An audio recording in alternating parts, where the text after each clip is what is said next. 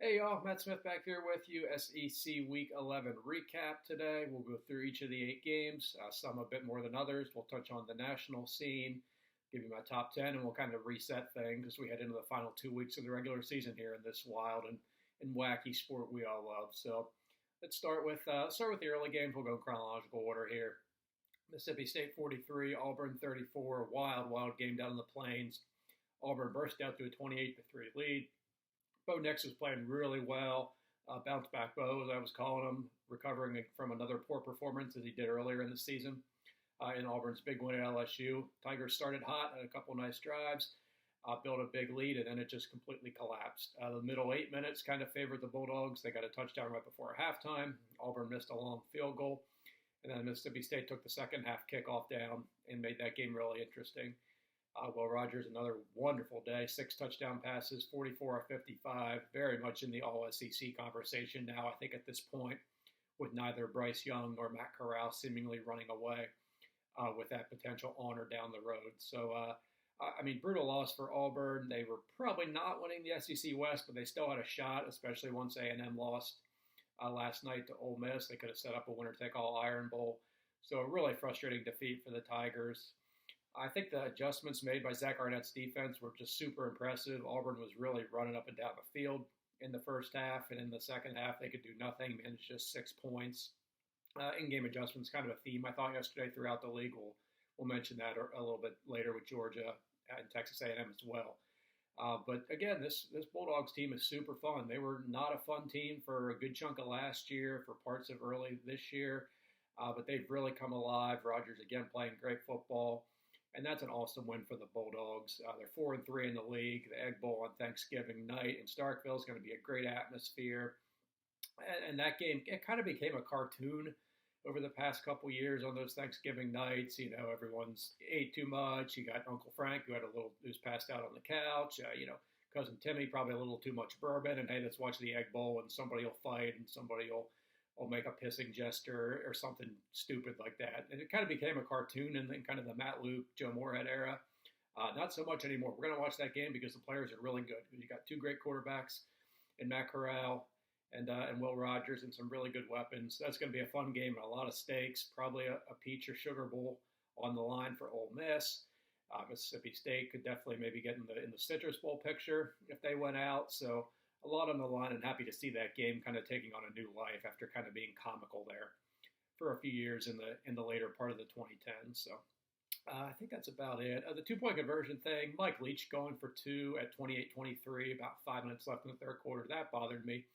Ultimately, they ended up holding just a 36-28 lead after 2 more touchdowns.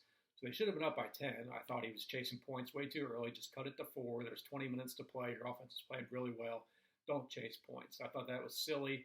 Didn't come back to haunt them. They ended up winning by 9. Then Auburn went for 2 down by 9 in the fourth quarter. I thought that was a good call. That's a pretty contentious debate, I guess, about going for 2 down 9. Analytics tend to favor going for 2, and I kind of agree with that. My philosophy is usually go for 2 once you know you can't allow any more points and still have a chance to win the game. So at that point, Auburn, if they were going to be down, if they needed 2 possessions after that to come back to score, they're better off knowing it then, midway through the quarter, than with a minute left. Say had they scored, kicked the PAT, got within 8, gone down, scored, and then missed the 2-point conversion. You're managing that drive a bit differently because you think you do have a chance to tie the game. If you don't score on the first 2-point conversion, you're down 9, then you know you got to hustle because you need 2 more scores. So I prefer what Harsin did there. Some people were against it. I thought it was the right call. It didn't matter, of course. But just a general philosophy on 2-point conversions is don't do it, certainly not before the fourth quarter. And if you're trailing, don't do it until you know you can't allow any more points and still have a chance to win the game. So bad job by Mike Leach there. Fine with what Harsin did, but ultimately it didn't matter. State wins, and a really, really crazy game there down in Jordan-Hare. Alabama 59-3 over New Mexico State. Good day for Bryce Young. 5 touchdowns, 2 incompletions. That's getting it done. 3 touchdowns for Jamison Williams through the air. And a cool scene in the fourth quarter. Alabama played 4 quarterbacks. Braxton Barker, son of Jay Barker, who won the national title at Alabama as a quarterback in '92. He got some action there, played a few snaps late in that game. So Bama rolls 59-3. They'll play Arkansas next week with a shot to win the West. Wild in Gainesville. Florida 70, Samford 52. Florida puts up 717 yards of offense, but struggled to put away. The Samford Bulldogs, Todd Grantham's first game without Todd Grantham for the Gators, did not go well. Samford put up more than 500 yards, 52 points. Good stat noted by, I believe it was Matt Hayes of Saturday Down South. Most points scored by an FCS team ever against a Power 5 opponent, the 52 put up by Samford yesterday. So, crazy game. Don't think it calms any of the waters in Gainesville right now. Still going to be very up in the air these next 2 weeks whether Dan Mullen survives, whether he wants to survive. But a rough go for the Gators yesterday, despite ultimately surviving 70-52. They trailed in that game 42-28, and then they kind of just cranked it up on offense after halftime, and Stanford could not get a stop. Emory Jones sets the school record for total offense with 550. Gators now 5-5. Will need to beat either Missouri next week in Columbia or win the rivalry game at home against Florida State in 2 weeks to get to a bowl, should they choose to even play in one, given depending on the coaching situation there. Late afternoon games, Georgia 41, Tennessee 17. I think the first time all year I got the score, my score prediction actually dead on. Dawgs win it by 24, kind of how I thought it would go. Tennessee landed an early punch. Not a big play, 3-4 play drive like we're accustomed to seeing with the balls. They had a 10-play drive, capped by a short pass from Hendon Hooker to Velus Jones. Balls go up 7-0, but Georgia kept answering. Game kind of swung late in the second quarter. Darian Kendrick intercepted Hendon Hooker on a short throw. Dawgs took it down the field on a nice touchdown run by Stetson Bennett. They led 17-10. That was about it for the Vols offense. Got a late garbage touchdown.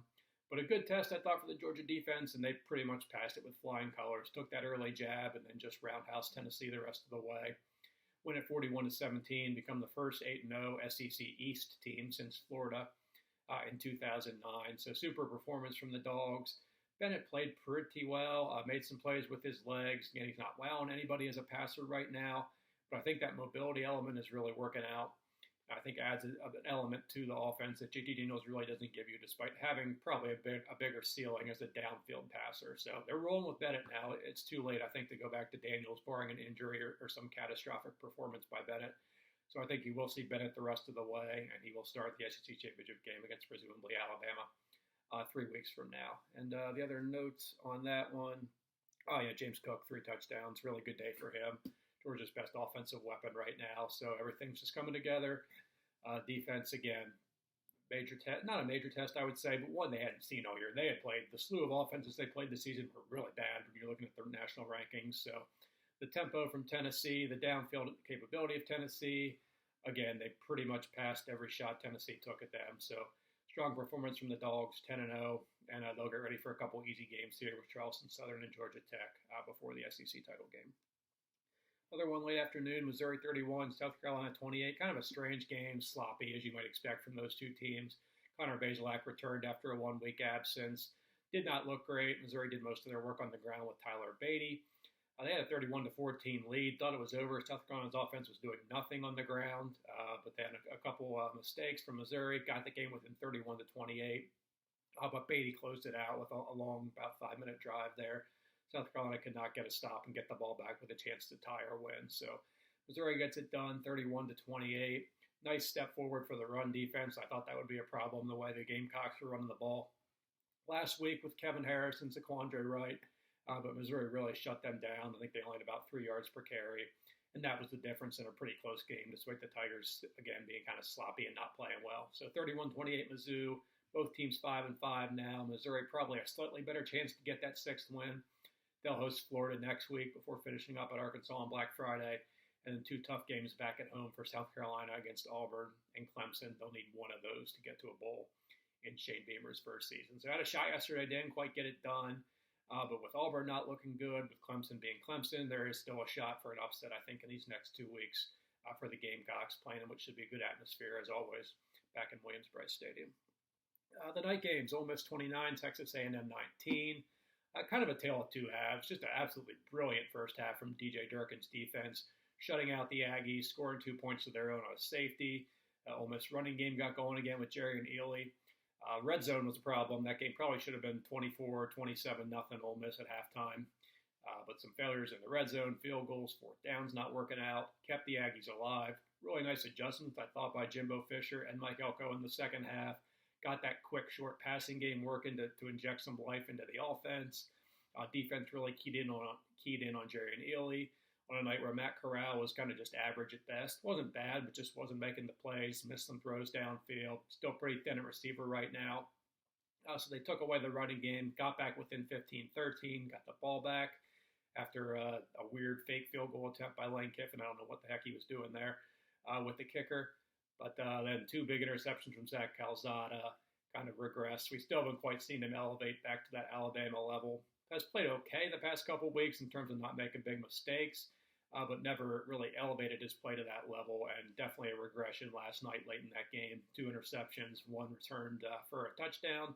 That ended the game, a late score, but A&M couldn't get a two-point conversion to put some pressure back on the Rebels. So 29-19, Ole Miss. A&M now pretty much out of the SEC West race. Ole Miss was pretty much anyhow needing two more Alabama losses.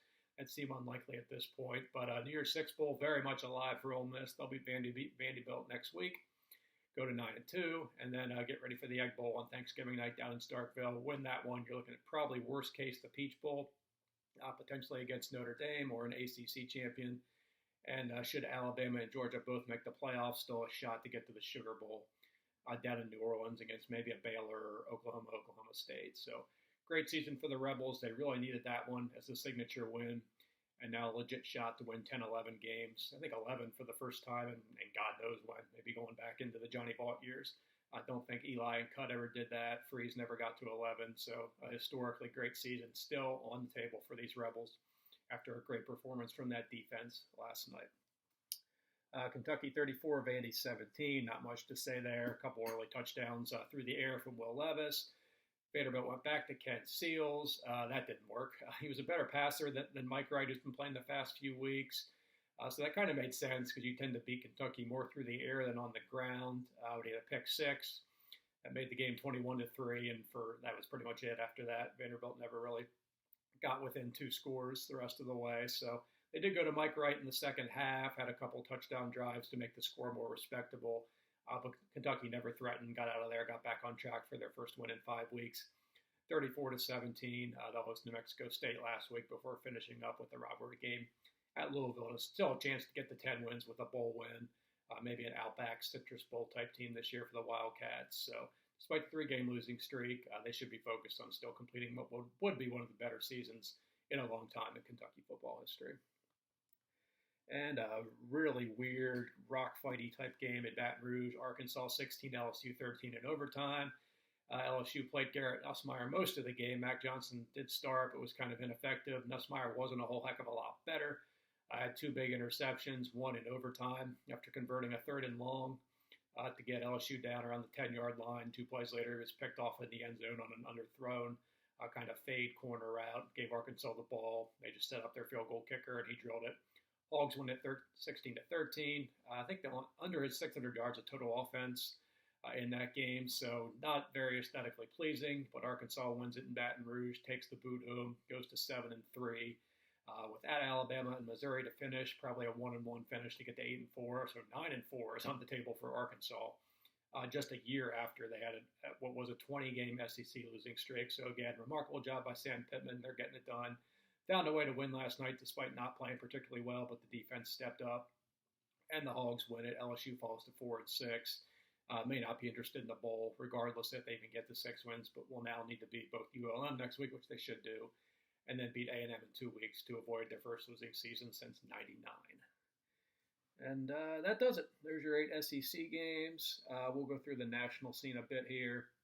ACC got started on Thursday night, that wild game that got rainy late in overtime. Pitt had some divine intervention with a monsoon on North Carolina's overtime possession, but Pitt survives to stay in first place in the Coastal, 30-23. They will play Virginia next week. Pitt wins that. They win the division. If Virginia wins, it'll come down to the final week where Virginia could take it with a win over Virginia Tech, or Pitt would need some help to still get to Charlotte. As for Virginia, a non-conference game last night against Notre Dame. No Brennan Armstrong, had a rib injury a couple weeks ago against BYU. Smartly probably held him out, knowing the conference title is still on the line and they need to win next week against Pitt. So not a ton of significance, even though it was Notre Dame. Irish defense dominated. True freshman Jay Wolfo. Offense was fine. Wasn't great, but did just enough to build a big lead. Some real nice, hard-fought runs by Kyron Williams as usual. Irish roll 28-3. It remains still somewhat in the playoff picture. They'll need some help down the stretch there. But Irish get to 9-1 or getting it done. Should finish 11-1 with pretty easy games left against Georgia Tech and Stanford there. What else do we got in the ACC? Clemson rolled over UConn. Nothing much to report there. Boston College got bowl eligible, 41-30 win at Georgia Tech. Wild game in Tallahassee. Miami spots Florida State, I believe, a 17-0 lead. Canes come back and go in front 28-20. Florida State gets a chance to win late, converts a 4th and 14, scores the game-winning touchdown in the final minute. FSU snaps a 4-game losing streak to Miami, 31-28. And the Canes still with a very slight glimmer of hope in the ACC Coastal, but they'll need a ton of help taking that third conference loss yesterday in Tallahassee. Canes fall to 5-5. Should still get to a bowl with Virginia Tech and Duke the last two games. Seminoles 4-6 will need a pair of road upsets against BC and Florida. That could be favored at Florida. Who knows? They'll need to win 2 road games to sneak into a bowl at 6-6 in Mike Norvell's second season there. Louisville wins at home against Syracuse. Lamar Jackson, number retirement day. They played well in front of the best player to ever come through Louisville, 41-3 over Syracuse. Both teams 5-5. Schedule-wise, sets up a bit better for the Cardinals to get to a bowl. They'll play at Duke on Thursday night. Win that when you get to 6. Syracuse, it's much trickier as they finish at NC State and then back home against Pitt, needing one of those to get back to the postseason. And I think that's about it. Anything else in the Coastal? I think that pretty much covers it. Virginia Tech rolled over Duke. Duke's a terrible team. Nothing much to report there. All right, Big 12. The big game of the day, Baylor 27, Oklahoma 14. What a job by Dave Aranda's defense. Shutting down Caleb Williams. He got benched. Spencer Rattler came in. He couldn't do anything else. They go back to Williams. Craziness. But after an early 7-0 lead for Oklahoma, Baylor was really screwing around, making mistakes down deep in Oklahoma territory.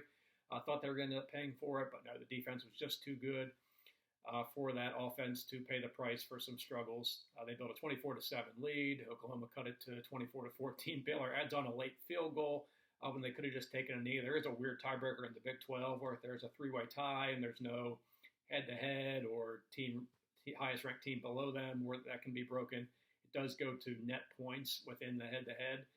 So that's why Baylor kicked the field goal. Very, very unlikely that will matter as a tiebreaker, but that's what Dave Aranda did. Lincoln Riley not happy about it. Maybe they'll see each other again in the Big 12 title games. Could things shake out in a bit of a curious way with Oklahoma State losing a couple, but still a shot that happens. But Oklahoma's kind of dream magical season of getting every break they needed to survive some bad teams, that went up at Smoke and Waco yesterday. So Baylor wins it. They do have 2 conference losses, so they will need some help. We'll probably need another Oklahoma loss, either in Bedlam or to Iowa State next week to get back in the Big 12 title game picture. But really nice bounce-back performance from the Bears yesterday after losing to TCU a week ago. Quarterback, I assume that they're going to stick with Caleb Williams going forward. Rattler, again, wasn't much better yesterday when Williams got benched. But kind of something we all saw coming from Oklahoma. As good as they were, we knew this stretch of Baylor, Iowa State, Bedlam, and then a Big 12 title game potentially. They weren't going 4-0 in that stretch. That team just wasn't good enough, as lucky as they were getting to win some games against bad teams. So not a huge surprise, but Baylor's defense really dominant. We just don't see that at all in the last 5 or 6 years against this Oklahoma offense. But these are the 2021 Sooners. They are what their stats say they are and their scores say they are, and finally took an L for the first time yesterday. The hilarious game of the day, Kansas 57, Texas 56 in overtime. Kansas led the whole way, let Texas come back late with a tying touchdown in the final 30 seconds. Texas goes out in front in their possession of overtime. Kansas scores as well. Got to go for 2 when you're Kansas. And they converted on kind of a fadeaway pass to the fullback right inside the goal line there for the game-winning 2-point play. Kansas' first Big 12 road win since 2008. George W. Bush was president, so it took through 4 presidential administrations for Kansas to finally win a Big 12 road game again, but they get it done in Austin against mighty Texas. So tough day for the SEC additions. Oklahoma and Texas both taking losses yesterday. Kansas wins it. They go to 2-8. Texas falls to 4-6, and now probably will not make a bowl with having to play at West Virginia and then back home for Kansas State as their final 2 games. So what a mess in Austin. I don't know how the culture can still not be changed after 10 or 12 years and 3 or 4 coaches. It's nuts how this keeps happening with Texas, but now a 5-game losing streak for the Longhorns in year 1 for Sark. What a disaster. Nothing else to say about that, but what a disaster.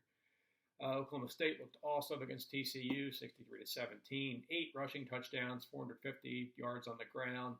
Just pounded a Horned Frogs team that had some momentum after beating Baylor last week. So they're looking good, and I think very much a CFB contender.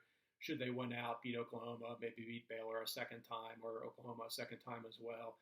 They're right in the mix and playing really good football, and again, really good defense. If it weren't for the Georgia defense, I think Jim Knowles at Oklahoma State, their defensive coordinator, would be in line to win the Broyles Award. Just an incredible job by this Cowboys defense week in and week out. I guess that's about it for the Big 12. Big 10, good one in State College yesterday. Michigan scores late on a long touchdown pass to survive the Nittany Lions, 21-17. They move to 9-1. They'll get Maryland next week before the Buckeyes come to Ann Arbor for what probably will be a really big game and decide the Big 10 East, barring a big win for Michigan State next week in Columbus against the Buckeyes. So Michigan gets it done, a spot where Jim Harbaugh has not been very good in his 7 years in Ann Arbor, but they got it done yesterday. Hand Penn State their 4th loss in 5 games. James Franklin may be out the door in a week or two, but the story was Michigan yesterday. They needed to win that game to potentially set up what they would hope would be another clash with Ohio State to maybe finally get that monkey off their back. And they did just that. Good clutch play by the Wolverines, and now played pretty well on both sides of the ball, recovering from that loss to Sparty a couple weeks back. As for the Buckeyes, pretty complete performance yesterday against Purdue. Defense wasn't great, but that Purdue offense is really good. So allowing 31 points in a blowout win, I don't think we need to criticize the Buckeyes too much there. But 59-31, offense was fantastic with C.J. Stroud, Travion Henderson, and the wide receivers doing their thing. So Purdue helped them out a bit in the first half with some turnovers. Ohio State made it pay, and that was that. So the spoiler maker era is over after beating Iowa and Michigan State earlier this season. Buckeyes roll 59-31. Now, of course, as I mentioned, there are 2 season-defining games coming up here. Michigan State at home next week before going up to Ann Arbor 2 weeks from now. And we'll go over to the west side of things where it's kind of messy. Iowa claims Floyd for the 7th straight year. Floyd of Rosedale, the giant pig, will remain in Iowa City. Hawkeyes 27, Minnesota 22. Needed some late defensive stops and a pretty good back and forth game there. Iowa still not looking great. Defense is running game was really good for Minnesota yesterday, so pretty alarming, I think, overall for Iowa, but they got it done. They need to beat Illinois and Nebraska, and we'll need one more Wisconsin loss. If that happens, they'll go back to Indianapolis for the first time since 2015. But those Badgers, who do need to lose for the Hawkeyes to get there, another really impressive performance, pounding Northwestern. They'll host Nebraska next week on Senior Day. They'll finish up at Minnesota. They win both of those games. They'll be back in the Big Ten championship game for, I guess, the 4th time in the last 6 years. And they played really good football since that 1-3 start, now winning 6 straight games. And that's about it for the Big Ten. Pac-12, Oregon did their Oregon thing last night, 14-0 lead against Washington State. Cougars came back and tied it, but Oregon pretty much controlled the second half, wins it 38-24. Who knows if they were bad enough to fall behind Ohio State this week? Who cares? Not a big deal. But the Ducks got the W. That's all that matters. And now a very tricky game next week at Utah. As for the Utes, they almost had the Pac-12 South locked up last night. They did their part, but barely beat Arizona 38-29. And Tucson had to hold on late against the now 1-9 Wildcats, but a win's a win. If Arizona State had lost at Washington, Utah would have clinched the division, but the Sun Devils, down 2 scores late, rallied with 21 straight points. Kind of a late score for Washington, where they probably should have kicked a field goal and then tried an onside kick and gotten a Hail Mary. Instead, they scored a touchdown, I think, on the final play, but it was a cover for Washington. It was a 6.5-point dog. They lost by 5. So never gable, kids. That was a tough one if you had Arizona State minus, I believe, 6.5. But Sun Devils win it, bottom line, 35-30. Still 1 game back of Utah with 2 to go. They need to make up both games. They don't have the tiebreaker. So it looks like Utah will win the division. They finished with Oregon and Colorado at home. Again, just 1 win there for the Utes. We'll send them to Las Vegas for the Pac-12 title game. Oregon State Bowl eligible. They pounded reeling Stanford 35-14 at Corvallis. Beavers' first bowl appearance since 2013. Stanford is a complete mess right now. And let's see, anything else? Yeah. Cal USC obviously got COVIDed out. They'll play that game on December 4th. And UCLA beat Colorado. Not a big deal there. Buffs are bad. UCLA going to a bowl, but with an easy schedule down the stretch, that was really never in doubt. So the Bruins are 6-4. Group of five, Cincinnati struggled again on Friday night. Again, I don't think they'll really pay for it in the rankings. Maybe they get passed by Michigan, but Michigan would pass them anyhow if they went out and beat Ohio State and win the Big Ten. So who cares? They got good news yesterday with Oklahoma losing. That was a potential problem for them should the Sooners go 13-0. That's obviously off the table now. So despite a shaky performance again on Friday night at USF, a good day overall, I think, for the Bearcats. UTSA now 1-3 unbeatens, but struggled with 1-8 Southern Miss yesterday. We're down 10-3 just before halftime, but dominated the second half. They win at 27-17. They're 10-0. Big game next week at home against UAB, who's only got that one Conference USA loss. The winner of that game in San Antonio takes over first place in that side of the Conference USA. Nice win for UAB up at Marshall yesterday to ensure that that game will be for first place next week in the Alamo Dome. What else? Houston locked up an AAC title game berth, pounded Temple, still undefeated in league play. Just got that one early loss to Texas Tech. So good job by that. Forgot to mention Texas Tech in the Big 12. I'm sorry. Poor Red Raiders. 62-yard field goal to walk off Iowa State at the gun. Red Raiders were up 17 at halftime. Blew it. Iowa State came back and tied it in the final minute, but Texas Tech 62-yard field goal to win it. Remarkable. Red Raiders looked like they were going to collapse from 5-3 to 5-7 with a tough schedule down the stretch.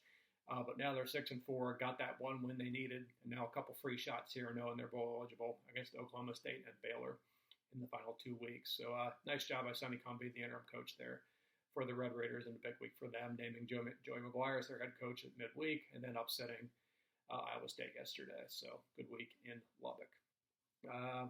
Where was I? Back to the G5. Yeah, not a whole lot else there. Mentioned Houston. Mountain West, nice wins for Utah State and San Diego State last night. They are in the pole positions for their respective division titles. Still both have some work to do because of some head-to-head tiebreakers they'll lose. But if they both win their final two games, it'll be the Aggies and the Aztecs for the Mountain West title. I guess that's about it. Coastal Carolina lost to Georgia State. No Grayson McCall. So they were on the outside looking in anyhow for that league title, having lost to App State. So it looks like it'll be App State and Louisiana Lafayette for the the Sun Belt title game in a couple weeks there. So I think that wraps it up. Go through my top 10 here quick. Kind of some separation lines between groups of teams. I have Ole Miss sliding in at number 10. They're just kind of the one team of that cluster that I struggled to rank with Baylor, with Wake Forest, with Oklahoma. In that stretch there, I went with the Rebels as the top team there at number 10. Oklahoma State at number 9. Again, they're surging. I think they could ultimately pass at least one team ranked ahead of them should they keep winning. Michigan at 8, Notre Dame at 7, Michigan State at 6. That 6 through 9 range, they're all in one cluster. I don't have strong opinions either way. That'll play itself out, particularly with Michigan and Michigan State. Oklahoma State a chance for 2 more really good wins with Bedlam and then a Big 12 title game. So I think a 12-1 Big Ten champion and a 12-1 Oklahoma State would both be ranked ahead of 11-1 Notre Dame, given the Irish are done with any quality wins facing Georgia Tech and Stanford the rest of the way. Buckeyes still at 5, holding Oregon still ahead of them at 4, Alabama 3, Cincinnati 2, Georgia 1. No real changes there. So best bets, good day yesterday, 4-1, now up to 33, 21-1 for the year, so above 60% now. It's getting it done. Easy wins yesterday for Rutgers, for SMU. Boston College had to come back, but ended up winning by 11 as a slight dog. And what was the other one? UAB, 5-point dog. They won on the road at UAB. Took a very bad loss with Syracuse. I don't know what that guy was thinking there. I thought they'd play well. They did not, but Louisville rolls. So 4-1, good day yesterday. We'll keep them coming next week. And a quick look ahead to Week 12, I guess, before I sign off. Early window is fantastic. We have Iowa State, Oklahoma is after big noon Fox game. The big Michigan State, Ohio State game is on ABC at noon. That'll be game day, Fowler, Herb Street, and such.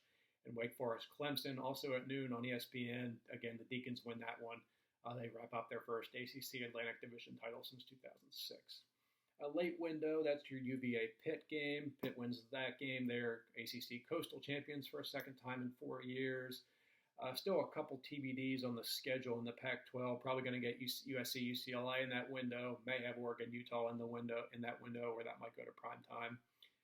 SMU, Cincinnati, one of those, either that or Oregon, Utah will be at 3:30. The other will go to prime time. And prime time's kind of thin. Auburn, South Carolina lost a bit yesterday with the Tigers losing. You have Baylor, Kansas State. That's kind of a weird 5:30 Eastern kick. That should be a really fun game. between the 8-2 Bears and 7-3 Wildcats. K-State's won 4 in a row now, so good one there in the Little Apple. Oklahoma State at Texas Tech. Can the Red Raiders pull off another upset against the Red Hot Cowboys there? That's your Fox primetime game. And then after dark, not much, but Arizona State, Oregon State. Decent game there. Again, if Utah wins earlier, the Sun Devils will be out of Pac-12 North contention. Kind of the same thing for the Beavers. If Oregon beats Utah, the Beavers are out. So one of those teams will have something to play for depending on the result of Oregon-Utah. But the other will mostly just be playing for pride at that point. So it should be a fun game. Probably some cold, chilly, potentially rainy weather for a night kick up in Corvallis there between Arizona State and Oregon State.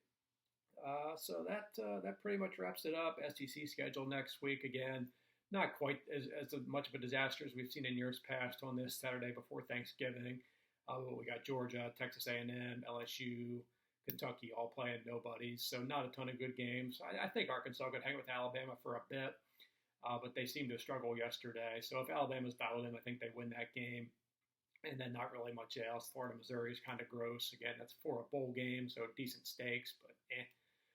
South Carolina, I think, could give Auburn a game. They're going to play hard. It's at night. It's in Williams-Brice. Auburn, it's going to be tough to fire them up now, knowing they're pretty much out of the division total race after the loss yesterday. So, and then Vandy, Ole Miss, not much there. South Alabama, Tennessee, not good.